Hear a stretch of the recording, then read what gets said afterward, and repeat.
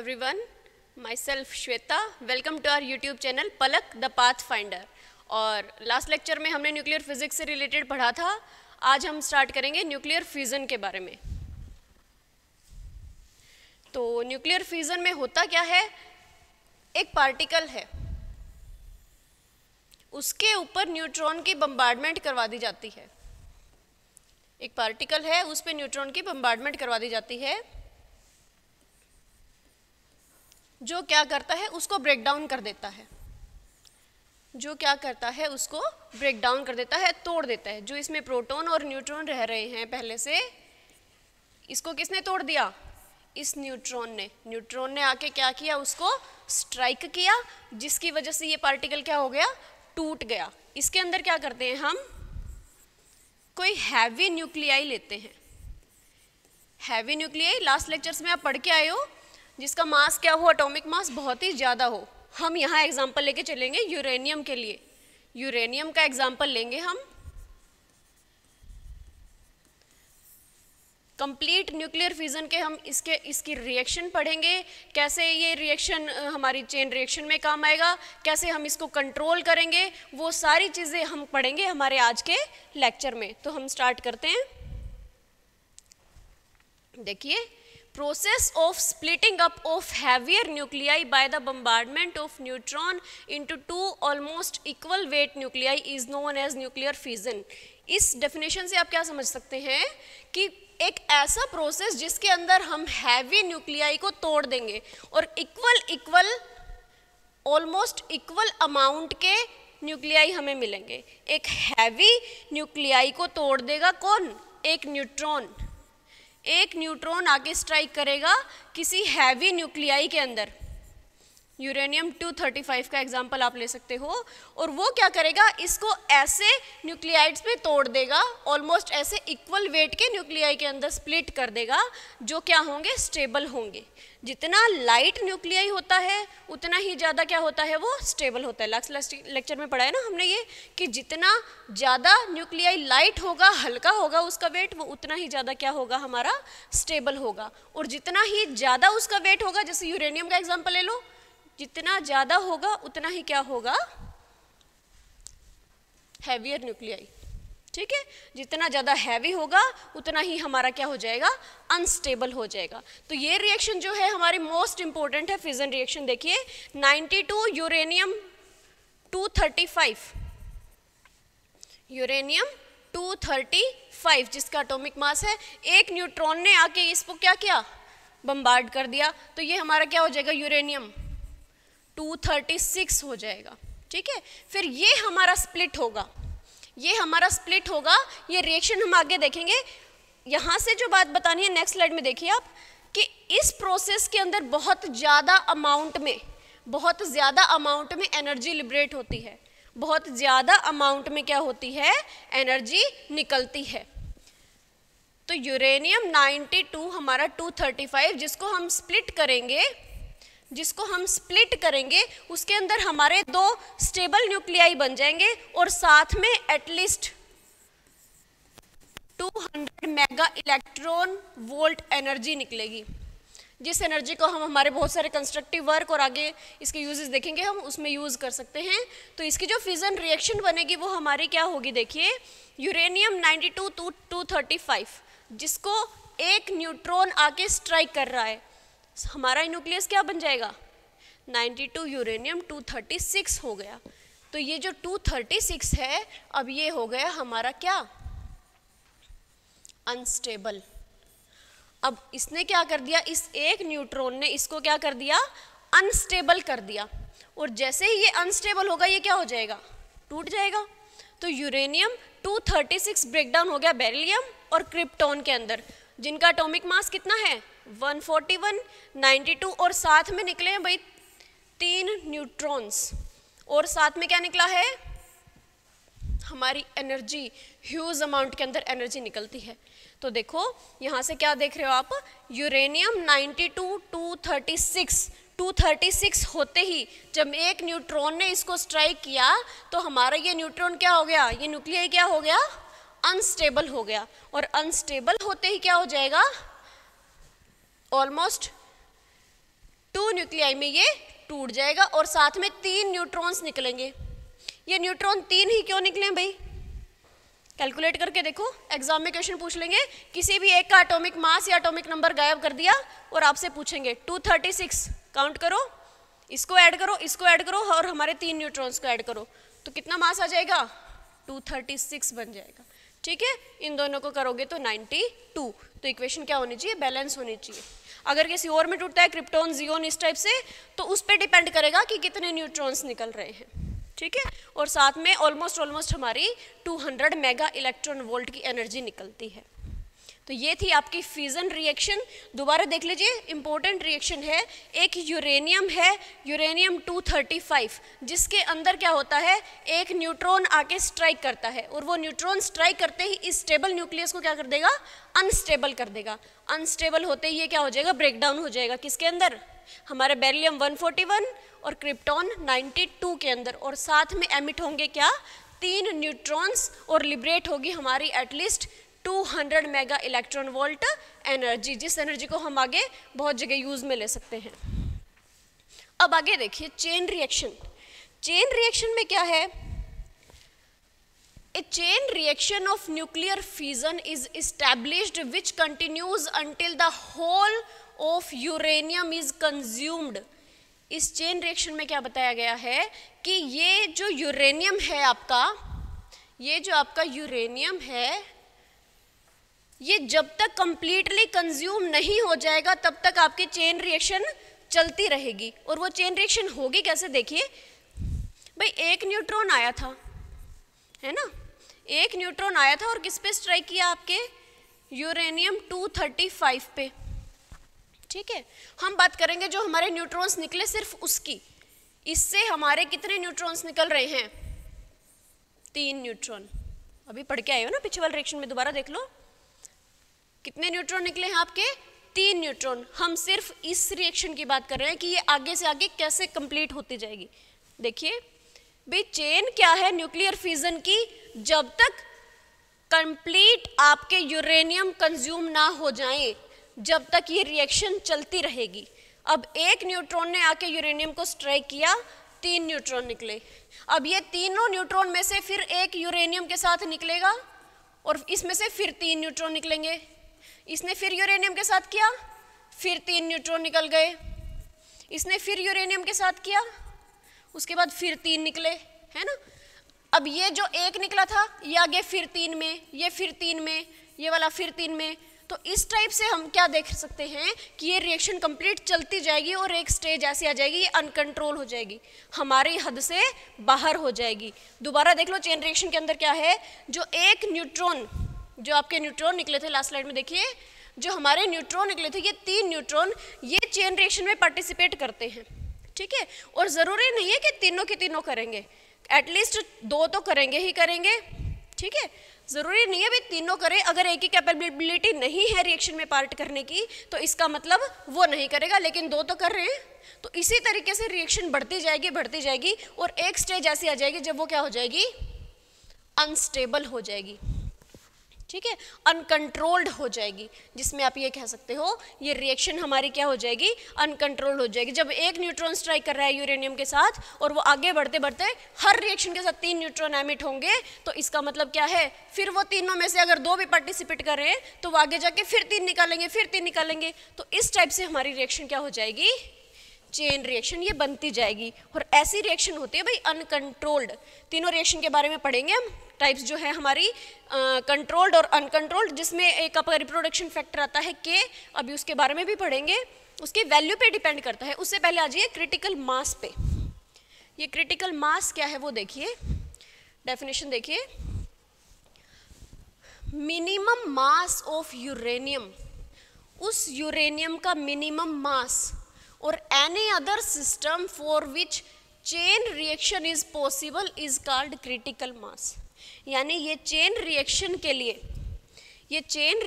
के लिए जो कम से कम मास हमें चाहिए, इस चेन रिएक्शन के लिए इसको स्टार्ट करने के लिए जो कम से कम मास हमें चाहिए, उस मास को हम क्या बोलेंगे?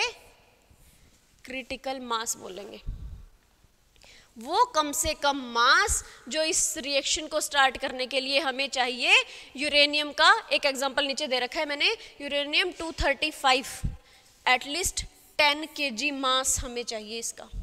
यूरेनियम 235 एटलीस्ट 10 kg मास हमें चाहिए, ठीक है, इस रिएक्शन को स्टार्ट करवाने के लिए। तो क्रिटिकल मास क्या होता है, इंपॉर्टेंट डेफिनेशन है, क्रिटिकल मास ऐसा मास होता है जो किसी भी चेन रिएक्शन को स्टार्ट करवाने के लिए आपको चाहिए, किसी भी पार्टिकल का। तो यूरेनियम 235 का क्रिटिकल मास कितना है, 10 kg है, ठीक है। उसके बाद आती है इसकी नेसेसरी कंडीशन। नेसेसरी कंडीशन पढ़ाने से पहले एक बार मैं आपको वापस पिछली स्लाइड पे ले जाती हूँ और कंप्लीट एक बार रिवाइज करवा देती हूँ। यहाँ तक का देखिए, सबसे पहले हमने देखा न्यूक्लियर फिजन क्या है। न्यूक्लियर फिजन क्या है, process of splitting of heavier nuclei, किसी हैवी न्यूक्लियाई का टूट जाना, किसकी बम्बार्डमेंट से, उस एक न्यूट्रॉन के बम्बार्डमेंट से जिसने इसका घर तोड़ दिया, यूरेनियम 235 का, है ना, आके बैठ गया इसके घर में, और इसके घर में बैठते ही यूरेनियम कितने हो गए, 236 हो गए। और यूरेनियम 236 होते ही क्या हो जाएगा, ये अनस्टेबल हो गया, इसकी स्टेबिलिटी पे फर्क पड़ गया ना। और अनस्टेबल होते ही यूरेनियम 236 अनस्टेबल होते ही किस किस में टूट जाएगा, बेरिलियम 141 और क्रिप्टॉन 92 के अंदर। और साथ में हमारे क्या निकलते हैं, 3 न्यूट्रॉन निकलेंगे और 200 mega electron volt energy emit होगी, ठीक है। उसके बाद थी अपनी चेन रिएक्शन। चेन रिएक्शन क्या है, एक ऐसी चेन न्यूक्लियर फिजन की, इस फिजन की एक ऐसी चेन जिसके अंदर क्या होगा, ये तब तक कंटिन्यू चलती रहेगी जब तक कि कंप्लीट यूरेनियम कंज्यूम नहीं हो जाता है। और वो होगी कैसे, इस एक यूरेनियम पे जब ये न्यूट्रॉन आके स्ट्राइक करेगा तो हमारे हर यूरेनियम की रिएक्शन से 3-3 न्यूट्रॉन्स निकलेंगे। वो 3 में से फिर कोई एक जाके टकराएगा तो फिर से 3, फिर से 3, इस टाइप से ये चेन हमारी बनती रहेगी। उसके बाद आता है क्रिटिकल मास। क्रिटिकल मास क्या था, वो मिनिमम मास किसी भी यूरेनियम सिस्टम के लिए या फिर किसी और दूसरे सिस्टम के लिए आप कह सकते हो जो हैवी न्यूक्लियाई है, जिसकी चेन रिएक्शन को स्टार्ट करने के लिए कम से कम हमें जो मास चाहिए उस मास को हम बोलेंगे क्रिटिकल मास। और यूरेनियम के लिए वो हमारा कितना है भाई, 10 kg है। आगे आ जाइए, इंपॉर्टेंट पॉइंट, हमारी जो नेसेसरी कंडीशन है, जो नेसेसरी कंडीशन है इस चीज के लिए, देखो एक नीचे फैक्टर दिख रहा है आपको, रिप्रोडक्शन फैक्टर के। The necessary condition for nuclear fission is that there must be at least one neutron takes part in nuclear fission। भाई अभी हम कह के आए थे कि 3 न्यूट्रॉन निकल रहे हैं। अभी हमने देखा था कि एक जब यूरेनियम अनस्टेबल हुआ तो उसके साथ जो रिएक्शन हुई यूरेनियम 236 की, उसमें हमारे 3 न्यूट्रॉन निकले। अब ये कह रहे हैं जरूरी नहीं है कि उन तीनों के तीनों ही पार्ट लेंगे, जरूरी नहीं है कि वो तीनों के तीनों न्यूट्रॉन ही इस रिएक्शन में पार्ट लेंगे। एटलीस्ट 1 न्यूट्रॉन को उसमें पार्टिसिपेट करना जरूरी है। अगर 1 न्यूट्रॉन पार्ट कर रहा है तो हमारी एक मेन जो कंडीशन है, यहाँ से जो आएगा देखो के, यहाँ से पता चलेगा कि हमारी जो रिएक्शन है इस के की वैल्यू से कि वो कंट्रोल्ड है या अनकंट्रोल्ड है, या हमारी रिएक्शन स्टॉप हो जाएगी, आगे जाके जो भी इफेक्ट होगा वो सब डिपेंड करेगा इस के की वैल्यू के ऊपर। तो नेसेसरी कंडीशन क्या है न्यूक्लियर फिजन की, is that there must be at least 1 neutron takes part in nuclear fission. एक फॉर्मूला है के का, आपके सामने देखिए क्या कहना चाह रहा है, the number of neutrons present in a step of nuclear fission reaction. उस न्यूक्लियर फिजन रिएक्शन के अंदर जितने स्टेप्स हैं वो, और जितने स्टेप्स उससे पहले वाले स्टेप में हैं वो। फॉर्मूले को रटने से पहले एक आपको मैं एग्जांपल देके समझा देती हूँ। फिर देखिए 8 न्यूट्रॉन, उससे पहले वाली में 4, उससे पहले वाली में 2 न्यूट्रॉन, ठीक है। अब नेक्स्ट स्टेप पे आ जाओ भाई, 3, 6, 9, इस टाइप से रिएक्शन और आगे चल सकती है, ठीक है। लास्ट वाले पे आ जाओ, 5 न्यूट्रॉन, 5 न्यूट्रॉन और 5 न्यूट्रॉन। अब जो हमारा फॉर्मूला था उसमें वो क्या कह रहा है, एक बार दोबारा सामने करती हूँ आपके, देखिए भी number of neutrons present in a step of nuclear fission reaction, कोई भी एक स्टेप में से हम एक न्यूट्रॉन निकाल लेंगे, ठीक है, और डिवाइड कर देंगे किससे, जो नंबर ऑफ न्यूट्रॉन्स प्रेजेंट हैं उससे पहले वाले स्टेप में, जो नंबर ऑफ न्यूट्रॉन्स प्रेजेंट हैं उससे पहले वाले स्टेप में। तो यहाँ देखो 4/8 हमने ये चूज किया है, ठीक है, 4 न्यूट्रॉन 4 बाई यानी 8, कितना आया 1/2 है ना। इसको देखो हमने 6 चूज कर लिया, उससे पहले वाले स्टेप में कितने न्यूट्रॉन हैं 3, जब इसकी वैल्यू निकालोगे कितना आएगा 2, यहाँ देख लो कोई भी ले लो सब इक्वल हैं, 5/5 कितना आया 1, तो यहाँ से k की वैल्यू क्या आई 1/2, यहाँ k की वैल्यू आई है आपकी 2 और यहाँ k की वैल्यू आई है 1। एक बार दोबारा देखो, हमने एक ऐसी सीरीज ले ली जिसमें न्यूट्रॉन्स कम होते जा रहे हैं, जिसमें न्यूट्रॉन्स कम होते जा रहे हैं, फिर हमने नेक्स्ट सीरीज ऐसी ली जिसमें न्यूट्रॉन्स क्या होते जा रहे हैं, इंक्रीज होते जा रहे हैं, फिर हमने ऐसी सीरीज ली जिसके अंदर जो हमारे न्यूट्रॉन है वो क्या है, कांस्टेंट सीरीज पे है, ठीक है। इसके अंदर k की वैल्यू आई है, इसके अंदर जो k की वैल्यू आई है 1/2 यानी लेस देन 1, इसके अंदर जो हमारी k की वैल्यू आई है वो क्या आई है आपकी लेस देन 1, इसमें जो k की वैल्यू आई है वो आपकी आई है ग्रेटर देन 1 और इसमें जो k की वैल्यू आई है वो आई है आपकी इक्वल टू 1। जो फॉर्मूला हमने देखा है उसको इस एग्जांपल की हेल्प से समझोगे तो इजीली क्लियर हो जाएगा। 3 स्टेप आपके सामने आगे, भाई यहाँ जो k की वैल्यू है वो है क्या हमारी लेस देन 1, 0.5 हो जाएगी, यहाँ जो k की वैल्यू है वो है आपकी ग्रेटर देन 1 और यहाँ k की वैल्यू है इक्वल टू 1। तो फर्स्ट स्टेज में k की वैल्यू लेस देन 1 है और एक स्टेप ऐसा आएगा आगे डिक्रीज होती जाएगी और ये क्या हो जाएगा, एक जगह जाके स्टॉप हो जाएगी, एक टाइम ऐसा आएगा जब रिएक्शन बिल्कुल स्टॉप हो जाएगी, ठीक है। ये क्या है, k की वैल्यू ग्रेटर देन 1 है यानी इंक्रीज होते जा रहे हैं न्यूट्रॉन्स, इंक्रीज होते जा रहे हैं, तो एक स्टेप ऐसा आ जाएगा जब ये हमारी समझ से बाहर हो जाएगी, अनकंट्रोल हो जाएगी, अनकंट्रोल हो जाएगी। और जब k की वैल्यू 1 रहेगी, याद रखना कंट्रोल चेन रिएक्शन, तो कंट्रोल हमारे हाथ में है, कब तक, जब तक k की वैल्यू क्या है 1 है, यानी जब तक केवल एक न्यूट्रॉन ही पार्ट कर रहा है उस रिएक्शन को आप कंट्रोल करवा सकते हैं और वो कंट्रोल करवाएंगे न्यूक्लियर रिएक्टर में, अभी देखेंगे आगे। तो इसमें मैंने आपको क्या बताया, नेक्स्ट स्लाइड है हमारे पास, हाँ ब्लैंक है देखो, हाँ इसमें देखिए जो हमारा फॉर्मूला था वहां आ जाओ वापस, भाई number of neutrons present in a step of nuclear fission reaction, nuclear fission reaction में 3-3 के स्टेप हमने लिख के देखे थे, उसमें से कोई भी एक स्टेप पीछे वाला उठा लो, उससे पहले वाला ले लो, पहले वाला ले लो, लेकिन उससे पहले वाला पता होना चाहिए क्या है, ठीक है भाई, कोई भी 4 ले लो 5 ले लो, कोई भी सीरीज आप बना सकते हो, एक स्टेप उठा लो, उससे पहले वाले स्टेप को उससे डिवाइड कर दो, उसके बाद जो k की वैल्यू आएगी, ये फॉर्मूला यही बात कह रहा है, भाई number of neutrons present in a step of nuclear fission reaction, किसी न्यूक्लियर फिजन रिएक्शन के किसी भी एक स्टेप में प्रेजेंट न्यूट्रॉन्स डिवाइड किससे, number of neutrons present in one step before the above reaction, उससे पहले वाली रिएक्शन में जितने न्यूट्रॉन्स हैं उससे डिवाइड करना है, वही किया है। 8 न्यूट्रॉन 4 और 2 कम होते जा रहे हैं, डिक्रीज हो रहे हैं, तो k की वैल्यू भी क्या हो गई, लेस देन 1 हो गई, लेस देन 1 हो गई, तो एक स्टेप ऐसा आएगा जहां जाके क्या हो जाएगी, हमारी रिएक्शन बिल्कुल स्टॉप हो जाएगी। उसके बाद देखिए बढ़ रहे हैं, 9 के बाद 12 ले लो, 15 ले लो, 18 ले लो, अब डिवाइड कर दो, 9 को ले लो 6 से कर दो, तो क्या आ जाएगा 1 पॉइंट समथिंग कुछ भी, वैल्यू जो है वो हमेशा ग्रेटर देन 1 आएगी, ठीक है। और जब तक ग्रेटर देन 1 है हमारी रिएक्शन कैसी कहलाएगी, अनकंट्रोल्ड रिएक्शन कहलाएगी। लास्ट स्टेप में हमने क्या देखा है, भाई हमने सेम नंबर ऑफ न्यूट्रॉन्स लिए हैं, यानी कांस्टेंट चल रहा है, कांस्टेंट चल रहा है तो इसका मतलब k की वैल्यू क्या है 1 है। तो यहाँ आप एक नोट पॉइंट डाल सकते हो, हमारा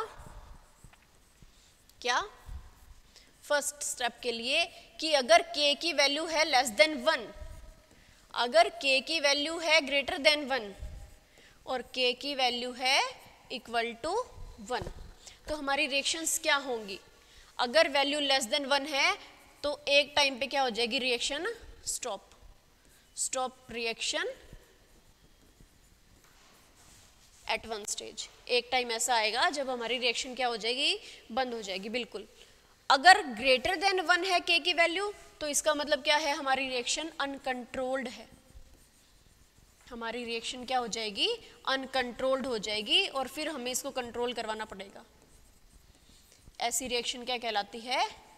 अनकंट्रोल्ड चेन रिएक्शन। उसके बाद अगर k की वैल्यू 1 है, जो k है वो हमारा रिप्रोडक्शन फैक्टर है, जो k है वो हमारा क्या है? रिप्रोडक्शन फैक्टर है। k की वैल्यू अगर 1 है तो हमारी रिएक्शन कैसी है? कंट्रोल। ये हमारे हाथ में है, जब तक हम चाहें तब तक इसको करवा सकते हैं। तो ये रिएक्शन क्या है? कंट्रोल्ड चेन रिएक्शन कहलाएगी।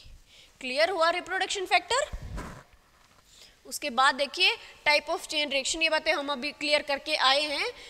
कंट्रोल्ड चेन रिएक्शन और uncontrolled chain reaction. Control chain reaction में क्या होता है?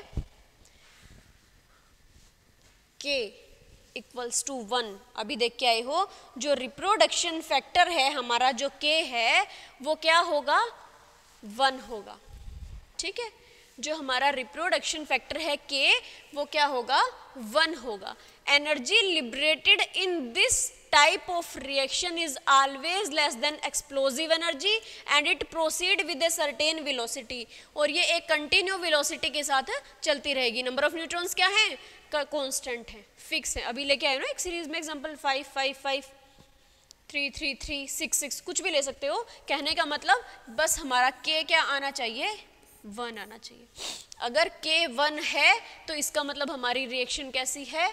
कंट्रोल रिएक्शन है। और कंट्रोल रिएक्शन कब तक चलेगी? जब तक चलेगी जब तक हम चाहेंगे, तभी तो इसका नाम कंट्रोल है। नेक्स्ट स्लाइड में देखिए क्या कह रहा है? This type of energy is used in constructive work. जो हमारे कंस्ट्रक्टिव वर्क हैं, कंस्ट्रक्शन के वर्क है जिनकी हम संरचना करते हैं आगे आगे, जहां हमें एनर्जी की जरूरत होती है, ये कहाँ यूज होगी? उन कंस्ट्रक्टिव वर्क में हम यूज करेंगे। और मेन पॉइंट भाई अपना ये देखो, न्यूक्लियर रिएक्टर। इसका जो मेन प्रिंसिपल है, जो इन न्यूट्रॉन्स को कंट्रोल करने के लिए जो हम यूज करेंगे, वो कहाँ? जो हमारी चेन रिएक्शन है जो आगे बढ़ती जा रही थी, 3 निकले फिर और 3 निकले फिर और 3 निकले, उस चेन रिएक्शन को कंट्रोल कहाँ जाके करेंगे? इस न्यूक्लियर रिएक्टर में। न्यूक्लियर रिएक्टर का क्या काम है? इन न्यूट्रॉन्स को कंट्रोल करना। ठीक है, तो ये किस प्रिंसिपल पे बेस्ड है? इसका प्रिंसिपल न्यूक्लियर रिएक्टर हमारी कंट्रोल चेन रिएक्शन के लिए।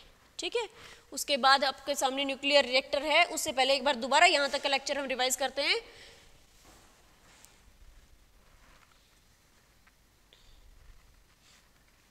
क्रिटिकल मास से देखिए, ये हमारी चेन रिएक्शन है जो आप पढ़ चुके हो। आगे आगे 3 न्यूट्रॉन निकलते जाएंगे और इस तरीके से हमारी चेन बनती जाएगी। और क्रिटिकल मास क्या है? एक किसी भी यूरेनियम सिस्टम के लिए। और इस चेन रिएक्शन को स्टार्ट करने के लिए भी यूं तो नहीं है ना, हैवी न्यूक्लियाई उठा लाए और आप लग गए उसको स्टार्ट, ऐसा नहीं हो सकता। मिनिमम मास जो चाहिए, ठीक है, उस न्यूक्लियाई का, यूरेनियम का या फिर किसी और सिस्टम के लिए जो मिनिमम मास हमें चाहिए वो हमारा होता है क्या? Critical mass. और यूरेनियम के लिए वो होता है 10 kg। यूरेनियम के लिए होता है 10 kg, रिमेंबर इट। नेक्स्ट हमारी जो नेसेसरी कंडीशन थी, जहाँ से अपना रिप्रोडक्शन फैक्टर आया था या फिर मल्टीप्लिकेशन फैक्टर जिसको आप बोल सकते हो, सामने लिखा हुआ है आपके, देखो के। अच्छे से समझ के आए हो अभी कि जो नेसेसरी कंडीशन है इस न्यूक्लियर फ्यूजन के लिए, there must be at least 1 neutron. कम से कम उन तीनों में से एक न्यूट्रॉन को पार्ट लेना जरूरी है। ठीक है, जब तक एक न्यूट्रॉन पार्ट करेगा न्यूक्लियर फ्यूजन की, ये रिएक्शन हमारी चलती रहेगी। तो ये K डिपेंड करता है हमारी K की वैल्यू क्या है? इक्वल टू 1 है या लेस देन 1 है या फिर हमारी ग्रेटर देन 1 है। ये डिपेंड करेगा हमारी रिएक्शन किस टाइप की होगी। फॉर्मूला जो है आपका रिप्रोडक्शन फैक्टर का वो क्या है कि number of neutrons present in a step of nuclear fusion reaction divided by number of neutrons present in 1 step before the above reaction. उस रिएक्शन में जो हमने स्टेप लिया कोई भी एक, उससे पहले वाले न्यूट्रॉन को डिवाइड करके हम K की वैल्यू फाइंड आउट कर सकते हैं। और जो K की वैल्यू 1 से ज़्यादा होगी या कम होगी या उसके इक्वल होगी, वो डिपेंड करेगा कि फिर हमारी जो रिएक्शन होगी वो किस टाइप की है। अगर लेस देन 1 है तो हमारी रिएक्शन क्या होगी, एक टाइम पे जाके स्टॉप हो जाएगी, बिल्कुल रुक जाएगी। नंबर ऑफ न्यूट्रॉन्स क्या हो रहे हैं, डिक्रीज होते जा रहे हैं। एक स्टेज ऐसी आएगी वो बढ़ते बढ़ते इतने अनकंट्रोल हो जाएंगे कि हमें क्या की जरूरत पड़ेगी, फिर न्यूक्लियर रिएक्टर की, ठीक है, उसको हमें कंट्रोल करवाना पड़ेगा। और वो क्या होगा, जब होगा जब उनमें से केवल एक ही न्यूट्रॉन पार्ट करे, तो जब k की वैल्यू क्या आ जाएगी, हमारी 1 आ जाएगी। अब आप देखिए ये हम देख चुके हैं 2 टाइप्स की हैं, कंट्रोल और अनकंट्रोल। कंट्रोल में क्या क्या है, बहुत ज़्यादा अमाउंट में हमारी एनर्जी लिबरेट होती है जिसको हम कंस्ट्रक्टिव वर्क में यूज़ करते हैं, और ये जो हमारा मेन प्रिंसिपल है न्यूक्लियर रिएक्टर का है। आपके सामने एक डायग्राम है न्यूक्लियर रिएक्टर, 2 सेकंड के लिए ध्यान से देखें इसे। फिर अच्छे से इसमें हम ये देखेंगे कि कौन सी चीज़ कहाँ से जा रही है, क्या हम उसको दे रहे हैं, कहाँ से क्या निकल रहा है, कौन सी चीज़ क्या काम आएगी। एक बार देखिए,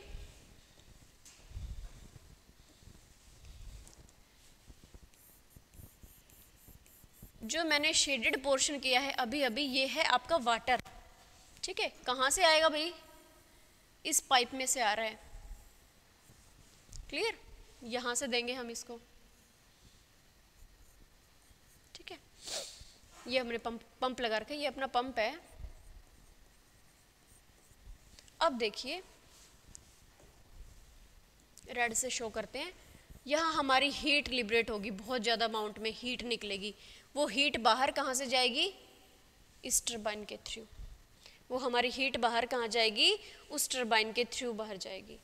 तो देखिए इसके अंदर क्या क्या है, ये हमारा रिएक्टर है जिसमें जो रेड कलर से रोड्स हैं आपकी, ये अपनी फ्यूल रोड्स हैं। जो हम सब्सटेंस यूज़ करेंगे ये हमारी वो फ्यूल रोड्स हैं। उसके बाद जो हमने येलो कलर से लाइन को रिप्रेजेंट कर रखा है, ये हमारी कंट्रोल रोड है, जो इस रिएक्शन के लिए बहुत ही इम्पोर्टेंट है, जो न्यूट्रॉन्स को कंट्रोल में करके रखते हैं। अगर ये कंट्रोल रोड नहीं होंगी तो हमारे न्यूट्रॉन्स इधर से उधर ऐसे उछाल लगाएंगे और हम वो रिएक्शन हमारी क्या हो जाएगी, अनकंट्रोल हो जाएगी। उसकी अमाउंट को कंट्रोल करने के लिए इन रोड्स को इसके अंदर लगाना ज़रूरी है। अगर इनको बाहर निकाल दिया तो न्यूट्रॉन्स क्या हो जाएंगे, अनकंट्रोल हो जाएंगे। ये आप देख सकते हो, यहाँ से पानी दिया, उसको हमें ठंडा रखना है, ठीक है। फिर उसमें से जो हीट लिबरेट होगी उस हीट को आप बाहर यूज़ करेंगे, स्टीम टू टर्बाइंस। जो हीट निकलेगी बहुत ज़्यादा अमाउंट में हीट निकलती है, पढ़ा था ना ये स्टेप हमने कि एनर्जी जो है वो ह्यूज अमाउंट में, एटलीस्ट कितनी थी, 200 मेगा इलेक्ट्रॉन वोल्ट। एटलीस्ट इतनी एनर्जी हमारी लिबरेट होती है, और इतनी एनर्जी को हम किसी भी चीज़ में यूज़ कर सकते हैं, ठीक है। तो उसके बाद जो बाहर आप येलो कलर की बाउंड्री देख रहे हैं, ये हमारी कंक्रीट की शील्ड है, ये हमारी कंक्रीट की शील्ड बना रखी है। स्टेप वाइज इन सभी चीज़ों को अब हम देखेंगे तो अच्छे से ये डायग्राम आपको क्लियर हो जाएगा। तो हमारी नेक्स्ट स्लाइड में देखिए क्या बताया गया है कि न्यूक्लियर रिएक्टर, जो न्यूक्लियर रिएक्टर अभी आप देख के आए हो, एक ऐसी डिवाइस है in which a self sustaining controlled chain reaction, self-sustaining controlled chain reaction is established to produce energy। controlled chain reaction का मतलब जिसका रिप्रोडक्शन फैक्टर क्या हो, 1 हो, यानी K क्या हो, 1 हो। और K1 कब होगा, जब ओनली 1 न्यूट्रॉन टेक्स प्लेस, जब केवल एक न्यूट्रॉन रिएक्शन में पार्ट करेगा, जब केवल उन तीनों में से एक न्यूट्रॉन रिएक्शन में पार्ट करेगा। तो ऐसी रिएक्शन कहाँ कंप्लीट करवाएंगे हम, न्यूक्लियर रिएक्टर में करवाएंगे। न्यूक्लियर रिएक्टर क्या है, nuclear reactor is a device in which a self sustaining, जो अपने आप चलती रहेगी, कब तक, जब तक कि हमारे यूरेनियम जो है कंप्लीटली कंज्यूम ना हो जाए, ठीक है। और इस प्रोसेस में वो क्या करेगा, बहुत ज़्यादा अमाउंट में एनर्जी लिबरेट करेगा। यहाँ से जो हमारी एनर्जी है वो बाहर जाएगी, यहाँ से हम एज ए कूलेंट उसको वाटर देंगे, ठीक है। नेक्स्ट स्टेप में क्या बता रहा है, in this reactor at least 1 neutron, ये स्टेप अभी हम देख के आए हैं कि कम से कम एक न्यूट्रॉन का पार्ट करना ज़रूरी है, ठीक है। और इसको हम कैसे करवाते हैं, हमारे आर्टिफिशियल मैनर से। आर्टिफिशियल मैनर से क्या करेंगे, बाकी न्यूट्रॉन्स को हमें एब्जॉर्ब करवाना पड़ेगा। अदरवाइज क्या होगा, अगर न्यूट्रॉन्स तीनों के तीनों लगे रहेंगे तो हमारी रिएक्शन कंट्रोल नहीं होगी, अनकंट्रोल होती जाएगी, क्योंकि के की वैल्यू क्या हो जाएगी उस स्टेज में, के की वैल्यू हो जाएगी ग्रेटर देन 1, और उसको हमें करना क्या है, इक्वल टू 1। जब तक हमारा के 1 के इक्वल नहीं होगा तब तक हमारी रिएक्शन कंट्रोल नहीं हो सकती, ठीक है। इसीलिए क्या करना पड़ेगा, उन तीनों में से बाकी 2 न्यूट्रॉन को एब्जॉर्ब करवाना पड़ेगा, और एक जो है हमारा कहाँ गया, ये रहा, ओनली 1 न्यूट्रॉन, केवल 1 न्यूट्रॉन हमें चाहिए, ठीक है, ताकि हम हमारी जो रिएक्शन है उसको कंप्लीट करवा सकें, किसके अंदर, न्यूक्लियर रिएक्टर के अंदर। तो न्यूक्लियर रिएक्टर क्या है, nuclear reactor is a device in which a self sustaining controlled chain reaction is established to produce energy, यानी उस कंट्रोल रिएक्शन को हमें कंप्लीट करवाने के लिए, उसमें से एनर्जी को प्रोड्यूस करवाने के लिए हमें क्या करना पड़ेगा, उस रिएक्शन को कंट्रोल करना पड़ेगा, जिसका रिप्रोडक्शन फैक्टर क्या होगा, 1 होगा। और इस रिएक्टर में ये कब होगा, जब उन तीनों में से केवल 1 न्यूट्रॉन रिएक्शन में पार्टिसिपेट करेगा। आगे देखिए, a modern reactor has following parts. अब हम देखेंगे इसके पार्ट के बारे में जो आप अभी देख के आए थे डायग्राम में। सबसे पहले है fusion substance, as a fuel हम क्या लेंगे, जो फ्यूल रोड लगी हुई थी ना नीचे, जो फ्यूल रोड्स लगी हुई थी नीचे, उसमें ये है हमारा फ्यूजन सब्सटेंस, क्या लेंगे, सबसे पहले नेचुरल यूरेनियम। नेचुरल यूरेनियम जो हमें नेचर के अंदर मिल जाएगा, जो कंप्लीट प्योरिटी नहीं कह सकते हम, ठीक है, हम इसको यूज कर सकते हैं रिएक्शन में। उसके बाद देखिए यूरेनियम 235 रिच यूरेनियम यानी ये क्या है, प्योर फॉर्म में है, ठीक है। यूरेनियम 235 क्या है हमारा, प्योर फॉर्म में है, और इसी प्योर फॉर्म की वजह से इसको हम इस पर्पस के लिए यूज कर सकते हैं, ठीक है। नेक्स्ट है, इसके और एग्जांपल भी हैं, प्लूटोनियम यूज कर सकते हैं हम 239, या फिर यूरेनियम 233 भी आप यूज कर सकते हो, जिसका एटॉमिक मास क्या हो, बहुत ज्यादा हो, ठीक है। तो क्वांटिटी जो है फिजनेबल मटेरियल की वो इक्वल होनी चाहिए क्रिटिकल मास के। क्रिटिकल मास के का मतलब जो हैवी न्यूक्लियाई होगा, अगर उसका मास एटलीस्ट कितना होना चाहिए, आपके सामने 2-3 एग्जांपल लिखे हुए हैं, भाई हैवी होगा, ज़्यादा होगा, तभी क्या करेगा, उसका मास की जो कंडीशन है उसको सेटिस्फाई कर पाएगा। यानी जो हमारी चेन रिएक्शन है उसको स्टार्ट करने के लिए जो हमें मास चाहिए, क्रिटिकल मास, वो होना बहुत ही ज़रूरी है। तो उसके लिए हमारा न्यूक्लियाई कैसा होना चाहिए, बहुत ही हैवी होना चाहिए। या तो हम यूरेनियम 235 यूज़ कर सकते हैं, अदरवाइज यूरेनियम 233 यूज़ कर सकते हैं, या फिर प्लूटोनियम 239। और प्लूटोनियम 239 पे जो एटम बम हम बनाते हैं ना,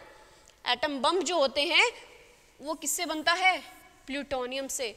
प्लूटोनियम 239 हमारा यूज़ किया जाता है, किसके लिए, प्लूटोनियम 239 जो है वो हमारा यूज़ किया जाता है एटम बम के लिए, याद रखना, ठीक है। ये हमारा फिर अनकंट्रोल्ड में आ जाएगा, इसको हम आगे पढ़ेंगे।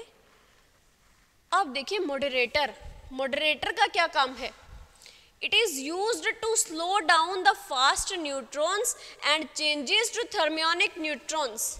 ये क्या करता है कि जो रिएक्शन हो रही है हमारी, जो न्यूट्रॉन्स निकल रहे हैं, ठीक है, वो बहुत ज़्यादा अमाउंट में हीट लिबरेट करेंगे, बहुत ज़्यादा गर्म होंगे, इधर उधर भागेंगे। हमें क्या करना है, उन फास्ट न्यूट्रॉन्स को स्लो करना है, कम रखना है। तो उसके लिए हमें क्या करना पड़ेगा, मॉडरेटर यूज़ करना पड़ेगा। वो मॉडरेटर क्या हो सकते हैं हमारे, हैवी वाटर, D2O का यूज़ कर सकते हैं। सबसे बेस्ट जो मॉडरेटर है आपका वो D2O है भाई, एग्जाम्पल के रूप में आप लिख सकते हो, इसको नोट डाउन कर सकते हो। बेस्ट मॉडरेटर कौन है आपका, D2O, यानी हैवी वाटर, ठीक है। सबसे पहला जो मॉडरेटर है आपका वो कौन सा है, D2O, हैवी वाटर, जो क्या करता है, हमारे जो फास्ट न्यूट्रॉन्स हैं उसकी रिएक्शन को स्लो डाउन करने में हमारी हेल्प करता है।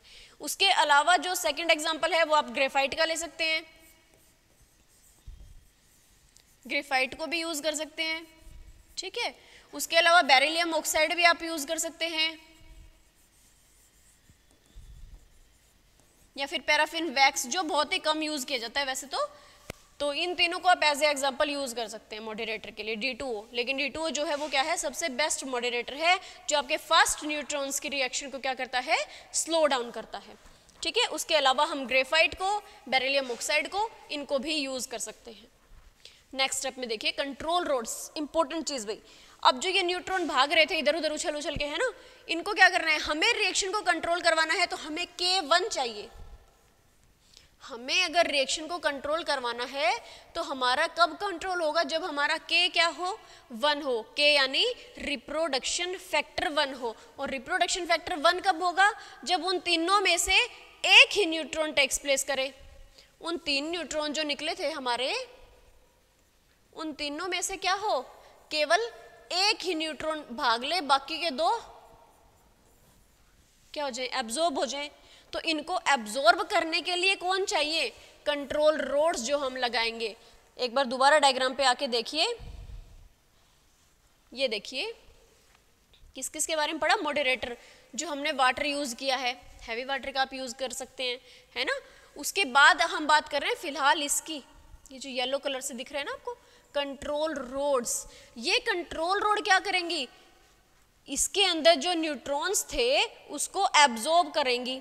इसके अंदर जो न्यूट्रॉन्स थे ये किस चीज की है, कंट्रोल रोड कैडमियम की है।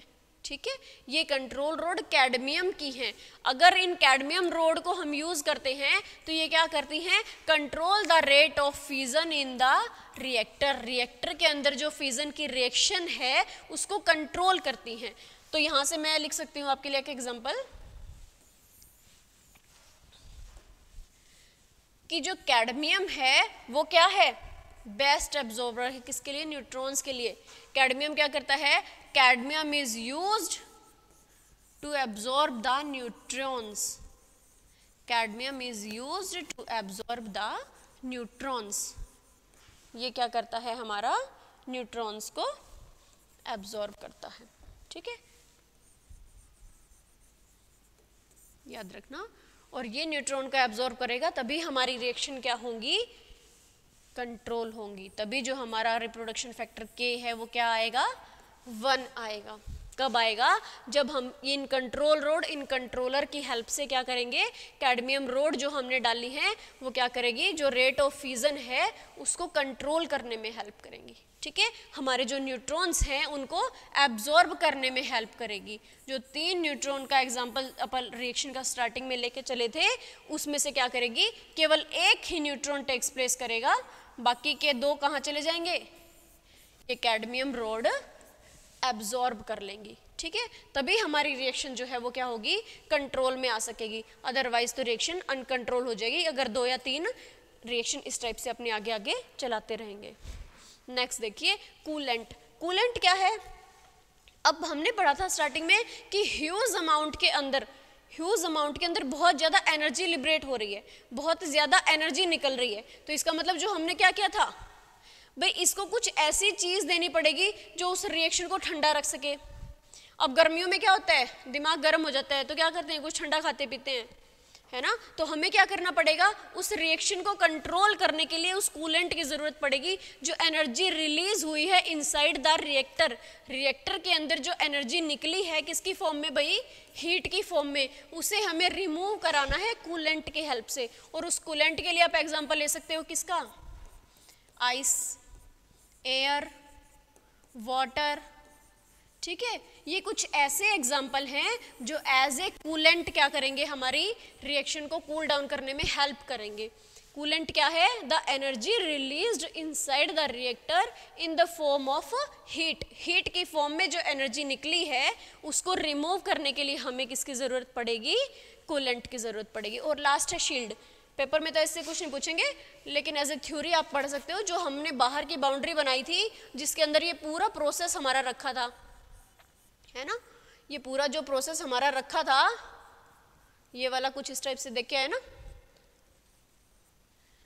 तो इसके बाहर जो ये शील्ड थी ये क्या है, अब वहां जो काम करते हैं, जो वर्कर काम करते हैं, जो इससे निकलने वाली रेडिएशंस हैं, हार्मफुल इंटेंस रेडिएशंस हैं, उनकी बॉडी में जो स्किन की डिजीज ना हो जाए या कोई और उनको प्रॉब्लम ना हो, उसके लिए हम 7 to 8 फीट थिक कंक्रीट की वॉल एक ऐसी शील्ड बना देते हैं जो इन रेज को अपने अंदर एब्जॉर्ब करके रखती है, बाहर नहीं जाने देती, ताकि उनको और किसी टाइप की डिजीज ना हो जाए।